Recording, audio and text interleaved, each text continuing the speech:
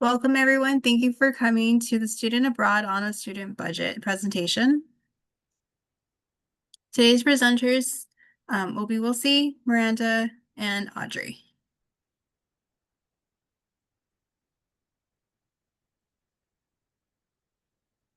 Hi, everyone. My name is Will Cillier. I am the Associate Director for Study Abroad Scholarships and Alumni Engagement. Thank you for joining us. Hi guys, my name is Audrey Uwebite. I'm a sociology major. I'm a third-year sociology major and digital humanities minor. And just this past summer, I went to London, England for a marketing and entertainment study abroad. So I'll be telling you guys a little bit about that experience and then how to afford it. Nice to meet you all. Pass it over to Wilsey.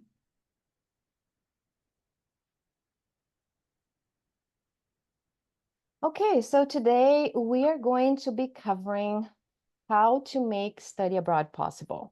And on our agenda, we'll be talking about the planning, the action, and the follow-through. And then we'll finish with some takeaways for your preparation for study abroad.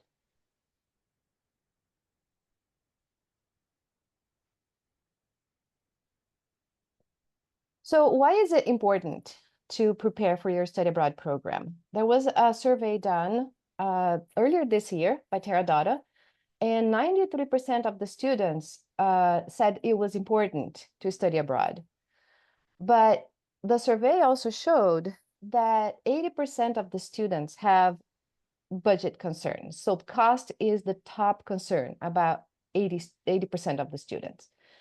Many students think that study abroad is only for the wealthy, and that's a myth.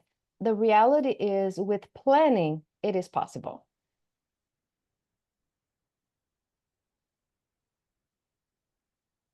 So let's talk about planning.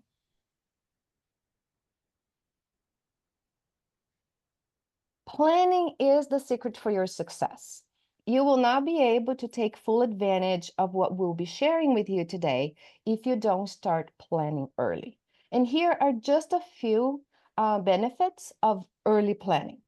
You will have more time to save money, and we'll give you some ideas and at the end of the presentation. You'll be able to apply for more scholarships. The average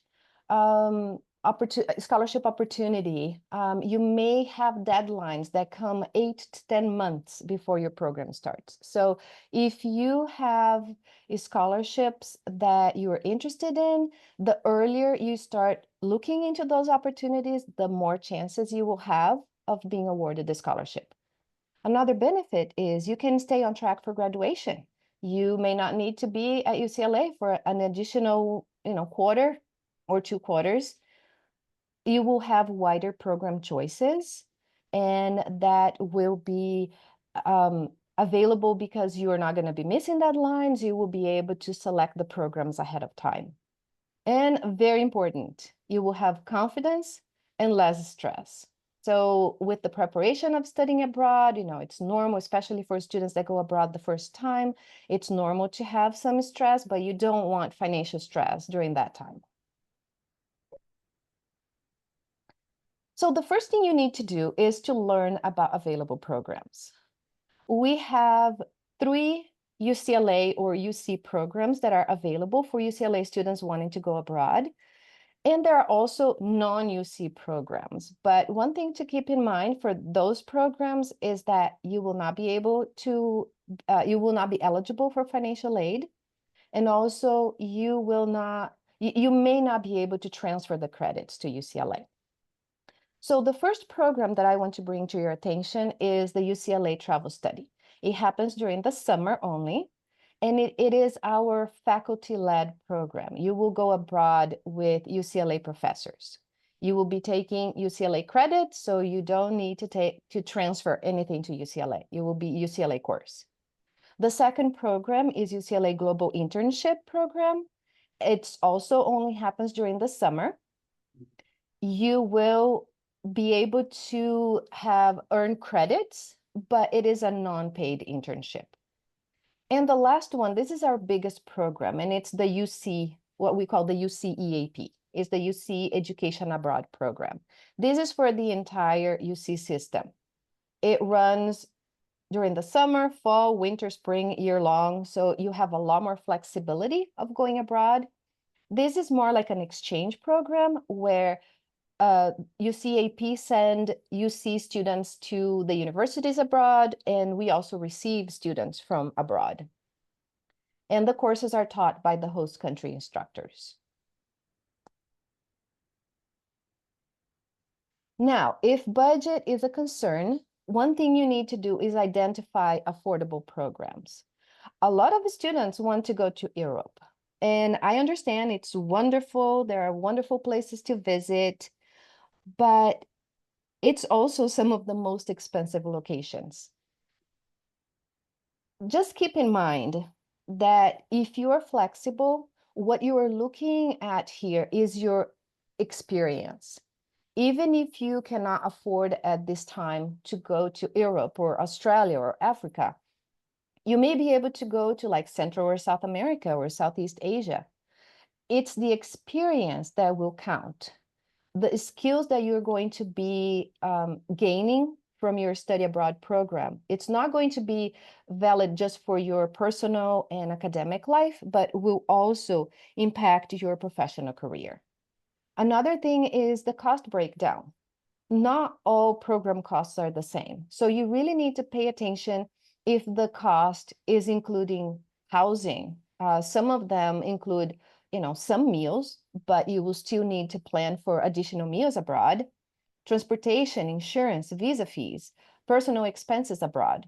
So take a close look at the breakdown of the cost to see what's included and what's not. Another important thing also is to compare the cost of living. Even in the US, if you're living in LA or New York, it is going to be much more expensive than living in a city in maybe Nebraska or Kansas.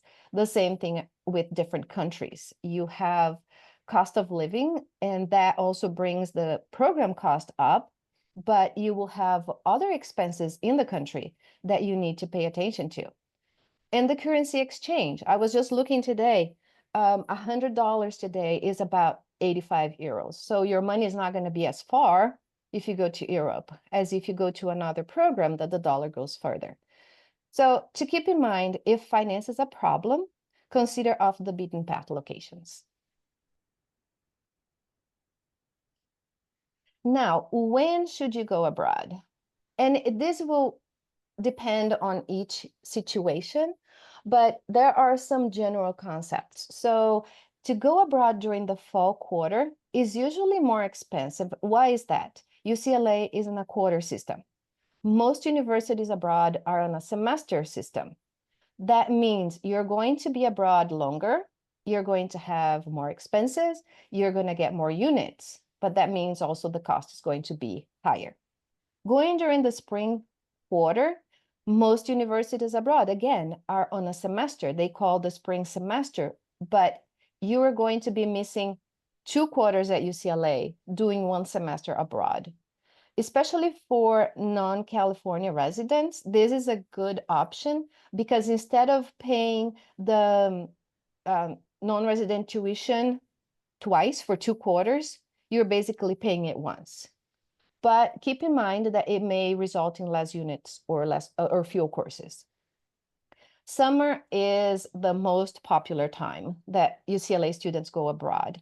And it's great because it doesn't interfere with any of the quarters at UCLA.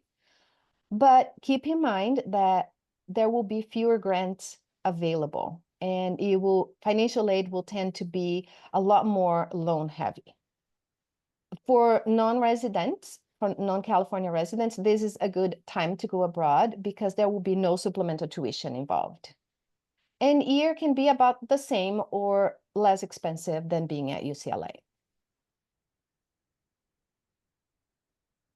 So here is a little bit of a cost comparison. And please don't pay attention to the total cost because this is not for this academic year. This is from the previous year.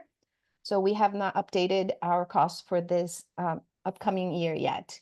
But this is just for you to have an idea of what we are talking about in terms of going abroad during the summer, comparing different programs.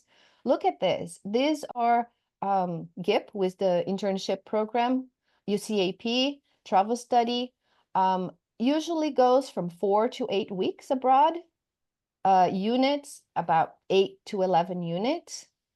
But you can see at the end that there are, like if you go to Colombia, to Bogota, it's much cheaper than going to Ireland. And it's about the same length of the program and the same academic units.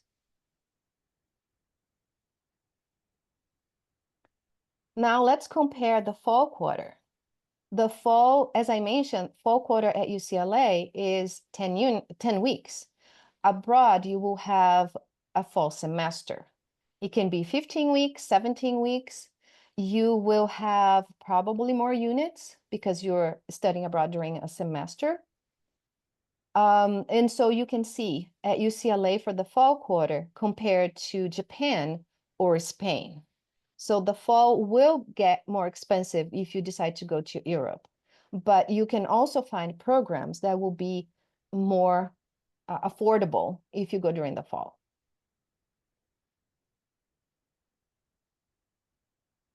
And finally, let's compare the full academic year. So it's about the same length.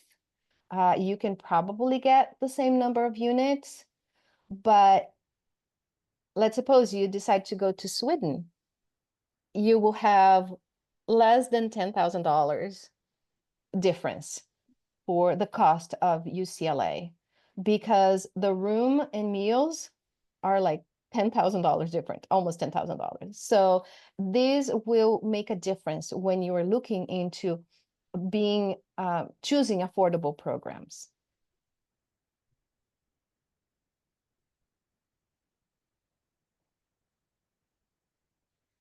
Now, you have narrowed down affordable programs, the right time to go abroad. It's time to explore funding options. And the funding options that you will have are basically financial aid with grants and loans, scholarships, and other funding sources that we'll be exploring a little more later. And now Miranda will talk about financial aid and how that works for UCLA students. UCLA financial aid travels with you. Most UCLA UC study abroad programs fees are treated like regular UCLA tuition and fees for aid purposes. Grants and loans are available for those who qualify, but limited grants available during the summer. If enrolled full-time abroad, students may still receive federal and state aid as if they were on campus. Even students with the most financial need may have a loan component in their financial aid package. Here are some options for financial aid. There is FAFSA and the California DREAM Act. If you apply early to maximize eligibility, aid can be applied toward UCLA, UC study abroad programs. There's different grants and loan options that include federal direct subsidized loans, federal direct unsubsidized loans, federal plus loans, parent plus or grad plus, California DREAM loan program, and private student alternative loans. The difference between subsidized and then unsubsidized loans. Subsidized loans are based on financial need determined by FAFSA. The government pays interest while you're enrolled at least half time during the grace period and deferment periods. Lower borrowing costs compared to unsubsidized loans. And then subsidized loans are the most affordable ones. Unsubsidized loans, the not need based, it's available to all eligible students. Students can either pay the interest while in school or let it be added to the loan balance. There's a higher borrowing limit than subsidized loans, and then as unsubsidized loans start building interest right away. The plus loans available to parents of dependent undergraduate students, Parent Plus. They can borrow up to the full cost of attendance minus other aid. Requires a credit check. Adverse credit history may impact eligibility. Interest rate is typically higher than direct subsidized and unsubsidized loans. Repayment begins immediately unless deferment is requested. Plus loans are usually the last option since they often have higher cost. And if you have any other additional questions regarding financial aid, please meet with a financial aid counselor for customized guidance. Now I'll hand it back over to Wilsey. Thanks, Miranda. So scholarships are a great way to help fund your study abroad experience. Remember, this is free money. You do not have to pay back. And if you start planning early, as I mentioned before, you will have time to do your research and learn about all the opportunities that you're eligible for. At UCLA or UCAP, we have some really good scholarships. If you're participating, especially on the travel study program, because this is a faculty-led program, a lot of departments will have their own scholarships. So you can check with your department to see if they have scholarship for the program that you are planning on participating in. But UCLA IO, we also offer some amazing scholarships. You can see the scholarship table that's available on the IO website, and it will show you what kind of application you need to submit for each of those scholarships. Now, I would like to highlight two scholarships here. One is the Global Internship Program Scholarship, and it's up to $3,000. And the second one is the Travel Study Scholarship, and it covers up to 50% of your program fee. Not up, it covers 50% of your program fee. So these two are amazing scholarships. Students that are awarded this scholarship, when they return from abroad, they become ambassadors for study abroad. So they continue to be involved with our office and helping us promote programs for future students. But we have many other scholarships. They can run up to $4,000. One thing that is important to keep in mind, even if you are not a financial aid at UCLA, you still should submit FAFSA, because we do have like a middle income scholarship, but we need to verify if you qualify for a middle income, even if you are not a financial aid student at UCLA. If you're participating in UCAP program, they also offer some really good scholarships, like the Global Scholarship, Guardian Scholarship, or Special Interest Identity Scholarships. And I believe they have like one application that you qualify, that they will match you to different scholarships. And that's most of what we have done with UCLA scholarships as well. We have simplified the process, so you can apply once and have us consider you to any scholarship that you are eligible for.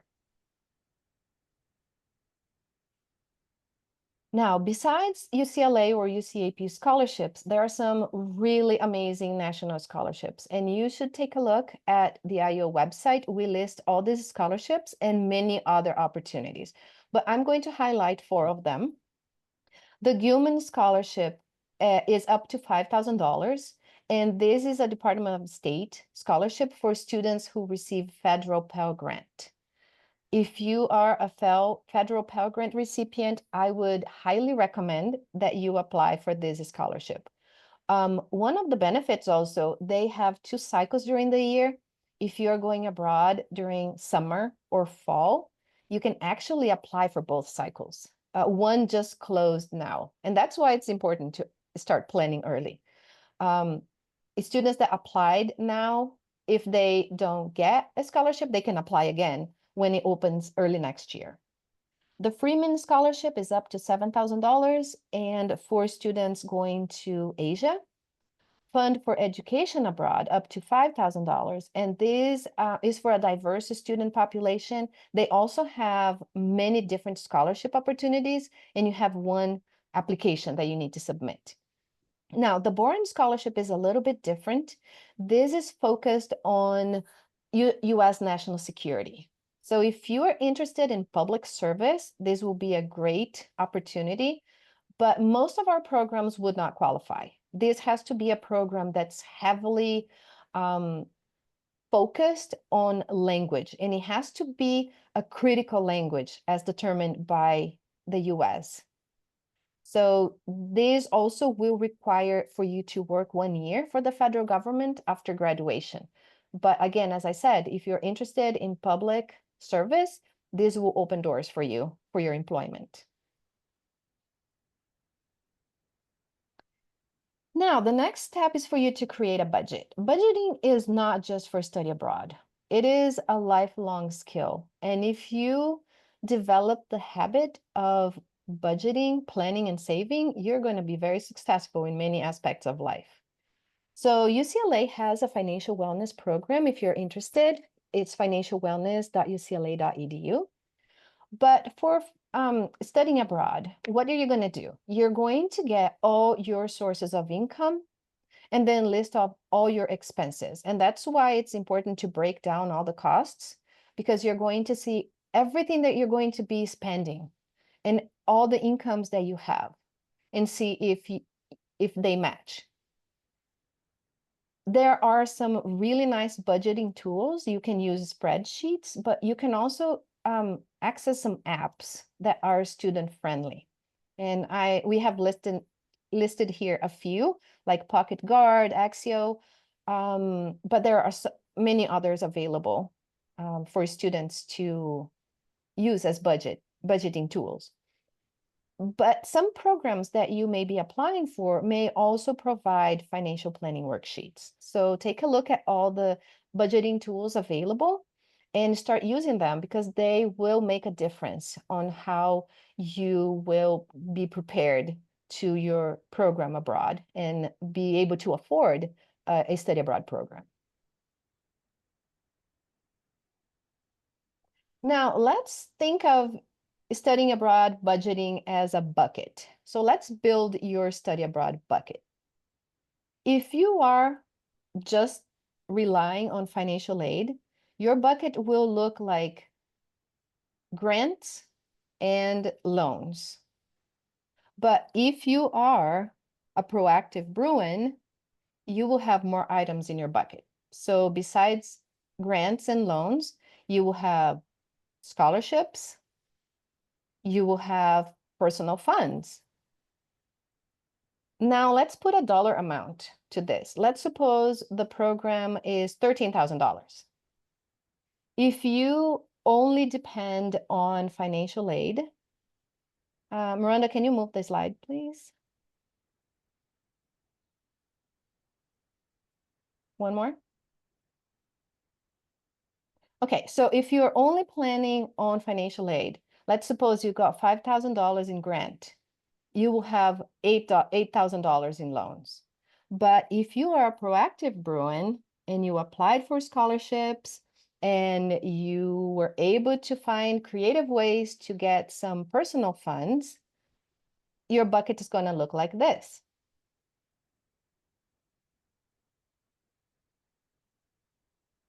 So you will still have the $5,000 in grants, but you were able to get $3,000 for scholarships, and you were able to save $2,000.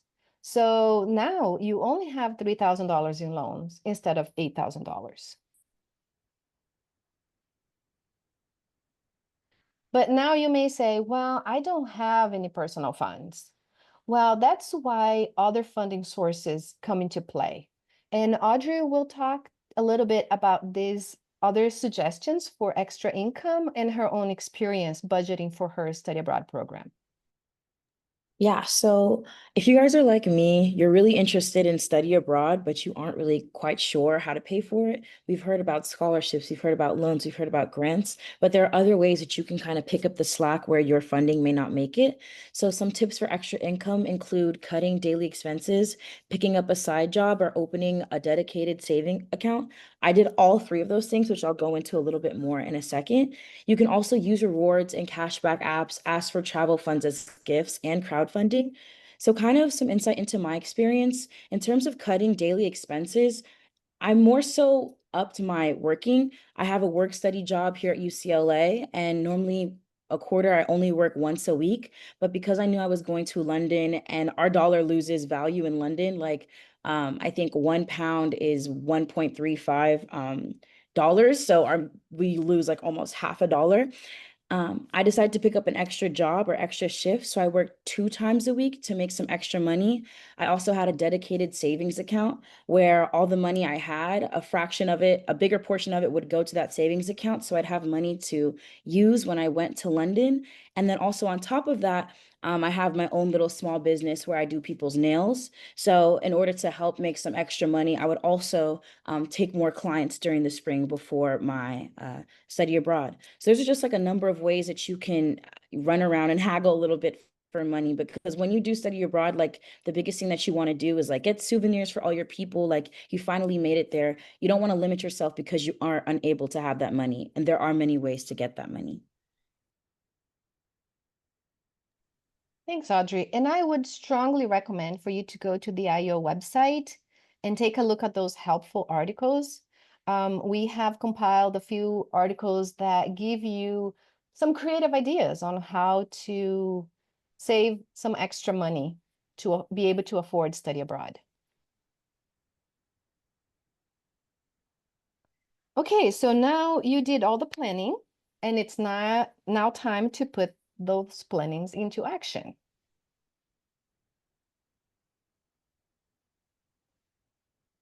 So this is the time that you're actually going to start applying. So you're going to apply for the program, apply for scholarships, lots of them. Go to the IO website, learn as much as you can about all the scholarships available. Actually, this you should have done earlier. So this is the time to go and start applying. One resource that I wanted to bring to your attention is the UCLA Scholarship Center. They are very familiar with scholarship applications, and they can help you with your essays to make sure you have a strong application. So this is also time to submit FAFSA, review your financial aid packet, accept the financial aid for your program. Once you have the green light from the program, you can purchase your airfare. Do it early. Look for flight deal sites. Also, another tip is to create a packing checklist to avoid overspending. So if you don't pack enough, you're going to be missing things that you're going to have to buy abroad. Or if you pack too much, you may get additional fees for extra luggage or for over the weight of the luggage. And these days, those fees are getting quite expensive. Another thing is for you to plan for upfront costs. So you had your budget, you saved money. There will be fees that will come up before your financial aid get dispersed. So keep that in mind when you're planning as well. And set up financial tracking tools so you can manage your budget. Now it's time to go abroad. It's your follow-through.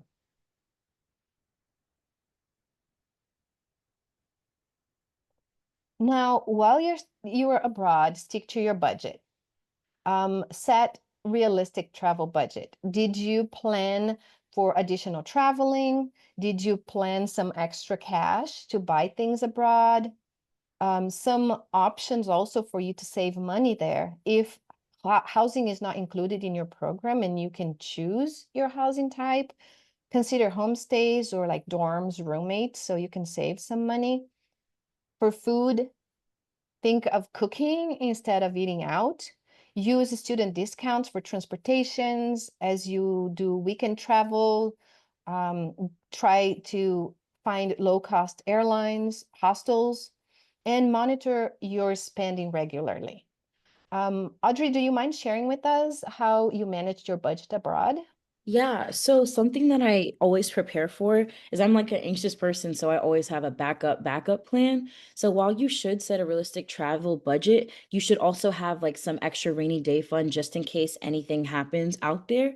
So for example, I had my allocated budget for everything I was going to do when I was at London, but then towards the end of the days, like I'm getting a lot of souvenirs and stuff for my people. By the time I got to the airport and I had to check my bags are overweight. So I had to pay an extra $300 to check both of my bags that were overweight. So don't be like me. Obviously, like plan ahead and make sure that you don't have to deal with that. But the reason why I was okay with that was because I had that extra rainy day fund.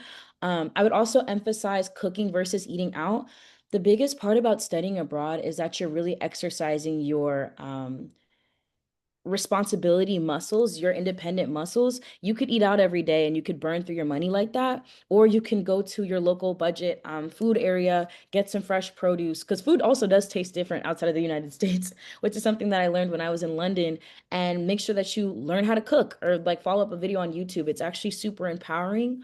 And then also for transportation and weekend travel, museums and stuff like that, there's always student discounts. So don't be afraid to like go search out for them or like look them up online, because there's always going to be like posted amounts, posted costs, but there's always a way to find a budget and stuff like that. So it's just everything that Wilsey said, making sure you stick to your budget, having that rainy day fund, and always searching for those discounts. And don't feel bad for looking for them, because at the end of the day, like you want to conserve your money, and nothing's better than having an extra budget when you finish your travel. Thanks, Audrey. And here are just a few takeaways from our presentation today.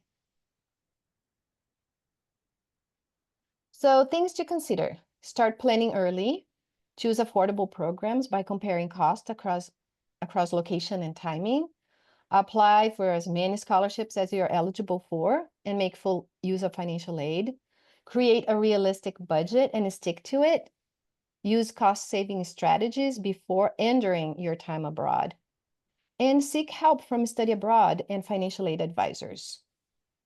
Any additional tips, Audrey? Yeah, I was actually gonna add that the only reason for me personally that I was able to afford my study abroad was because of the travel study scholarship and because of the Gilman scholarship that paid for a huge portion of my fees. So something I would like definitely urge you guys to do is that if you have any type of question at all, make sure to reach out to the IEO website and acquaint yourself with the people there. Like show them the programs that you're interested in, express that, hey, I'm kind of confused on how to afford it.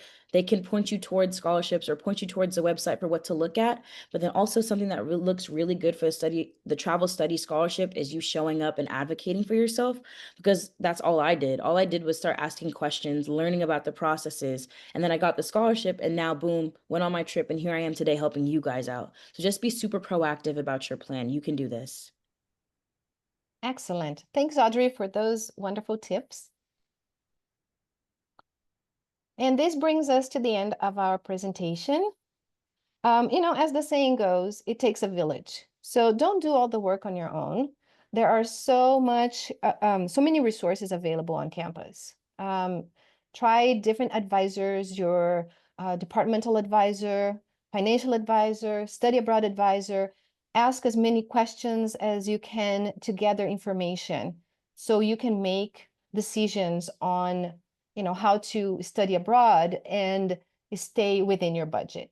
And this is our contact information. If you have questions, you're welcome to contact us. We have drop-in advising, we have one-on-one advising, and you can also follow us on our social media.